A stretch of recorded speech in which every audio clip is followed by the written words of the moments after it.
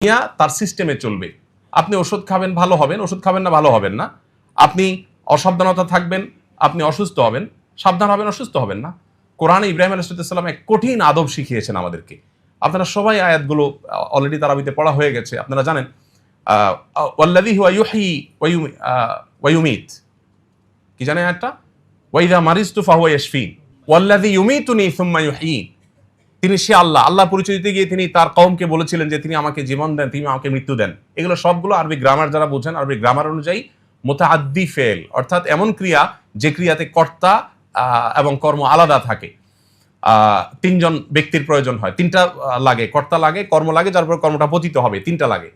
এরপরের বাক্যটা বলছেন ওয়াল্লাযী ওয়া ইযা মারিজতু ফাহুয়া ইয়াশফিন, আমি যখন অসুস্থ হই তিনি আমাকে সুস্থ করেন। অদ্ভুত এক জিনিস আসলে। ইব্রাহিম ইসলাম বলছেন যে আমি যখন অসুস্থ হই আল্লাহ তখন আমাকে সুস্থ করেন।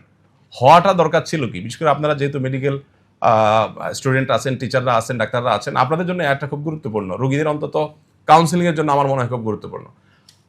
ইব্রাহিম ইসলাম বলছেন যে আমাকে তিনি জীবন দেন, আমাকে তিনি মৃত্যু দেন, আমাকে সবকিছু তিনি দেন, সব আল্লাহ করেন, এটা বললেন। রোগের বেলায় আসার পর বলছেন ওয়াইদা মারিজতু, আমি যখন অসুস্থ হই। কেন এটা বললেন?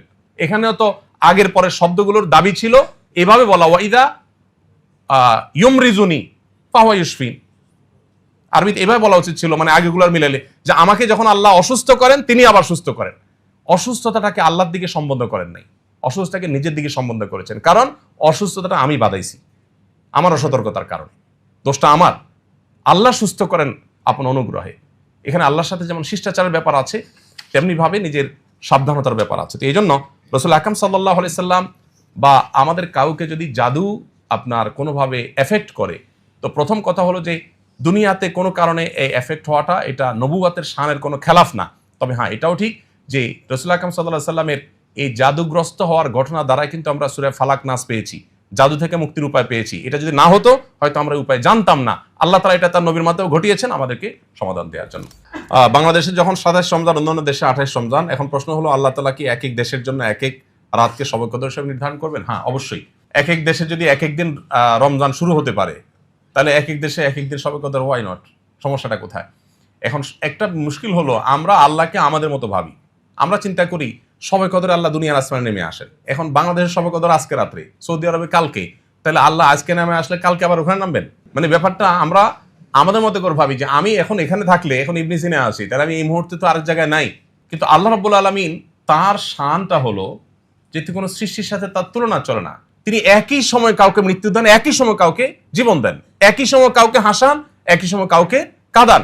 তার সাথে তার জন্য একই সময় অগণিত কাজ করাটা এটা সাংঘর্ষিক না? আমাদের জন্য সাংঘর্ষিক। আমরা পারি না একসাথে একাধিক কাজ করতে, বা একসাথে বিপরীতমুখী কাজ আমরা করতে পারি না। আল্লাহ দ্বারা সবকিছু সম্ভব।